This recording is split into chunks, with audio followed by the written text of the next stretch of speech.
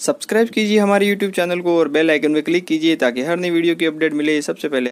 Hello दोस्तों, आप सभी का जीएसटी स्मार्ट सॉल्यूशन चैनल में स्वागत है। आज मैं आपके लिए लेके आया हूँ बहुत ही महत्वपूर्ण जानकारी जो जीएसटी के नए रिटर्नों के संबंधित है।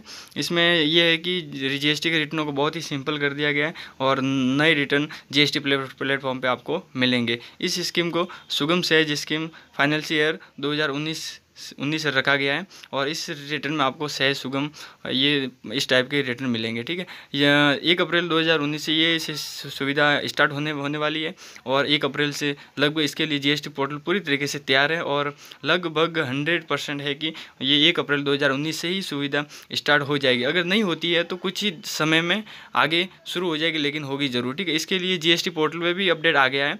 जीएसटी पोर्टल पे ये नॉर्मल, सुगम और सहज रिटर्न तीन टाइप के रिटर्न है, इनके फॉर्मेट अवेलेबल है, इसको आप देख सकते हैं। और इन्हीं रिटर्नों के फॉर्मेट आप डिस्क्रिप्शन में लिंक दी गई है मैंने, ये वहाँ से डाउनलोड करके आप फॉर्मेट को देख सकते हैं।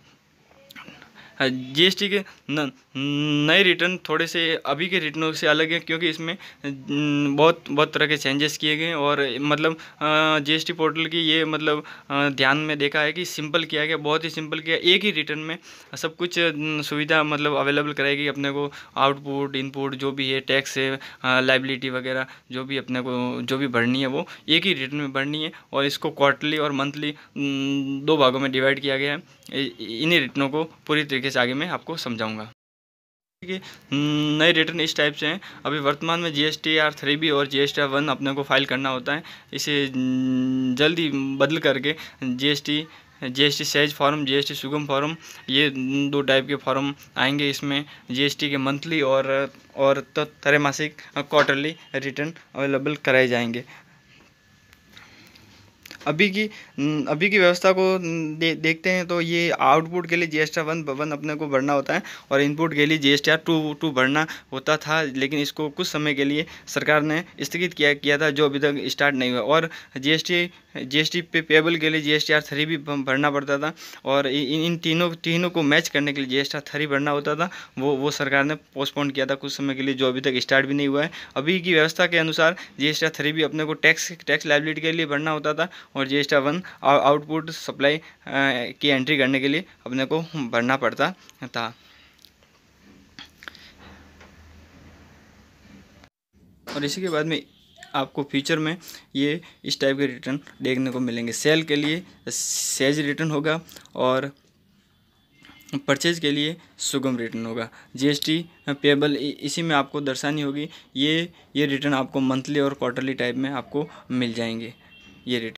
और इसके बाद इस टेबल को देखने से आपको पता चलेगा कि किस टाइप के रिटर्न कब भरने हैं। GSTR 3B जो अभी मंथली होता था, ठीक है। इसके बाद में 1.5 करोड़ से ऊपर के टर्नओवर वालों को हर महीने रिटर्न भरना था, मतलब कि वो मंथली कैटेगरी में थे। और 1.5 करोड़ से कम टर्नओवर वाले के लिए मतलब चूज करना होता था कि आप मंथली भरोगे या क्वार्टरली भरोगे। तो मतलब अपने में एक सुविधा थी अभी भी कि 1.5 करोड़ से कम वाले को मंथली या क्वार्टरली भरना पड़ता था। लेकिन इसमें मंथली क्वार्टरली वालों को भी GSTR 3B तो मंथली या क्वार्टरली सबको, मतलब 1.5 करोड़ से ऊपर वाले हो या कम वाले को सबको भरना पड़ता था।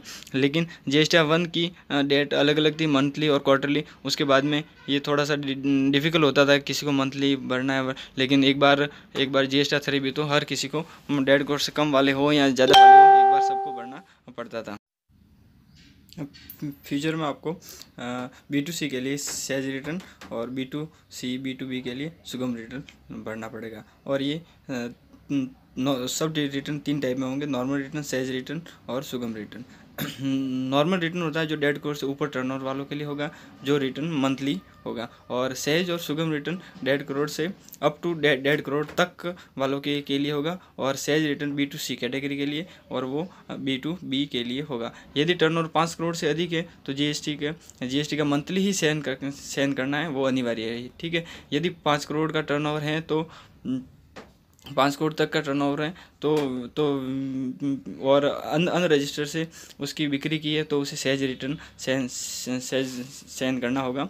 इसके लिए रेस्तरां है, दुकान है, ये आदि चीज़ें उसमें आएगी। ठीक है, और अगर B2B की बिक्री होती है उसमें, ठीक है, तो उसे सुगम सुगम रिटर्न का चयन करना पड़ेगा।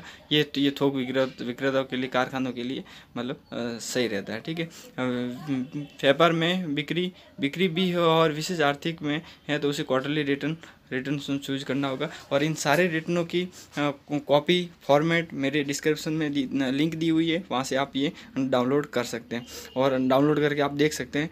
ठीक है, अंत में आपको बताऊंगा फ्यूचर में रिटर्न और वर्तमान में क्या क्या फ़र्क है। ठीक है, बिक्री, खरीद और देय के लिए अलग अलग रिटर्न भरना पड़ता है, जैसे कि GST 1, 2 और 3B और 3 ये सब रिटर्न अलग अलग थे। हालांकि कुछ रिटर्न पोस्टपोन कर दिए गए थे, लेकिन GST 3B और GST 1 तो थे ही, लेकिन आने वाले समय में एक आम रिटर्न होगा।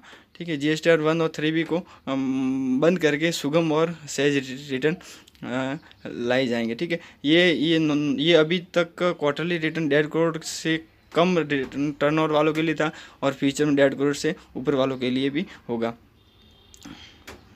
मेरा वीडियो देखने के लिए बहुत बहुत धन्यवाद। मेरे चैनल को सब्सक्राइब करें। Thank you.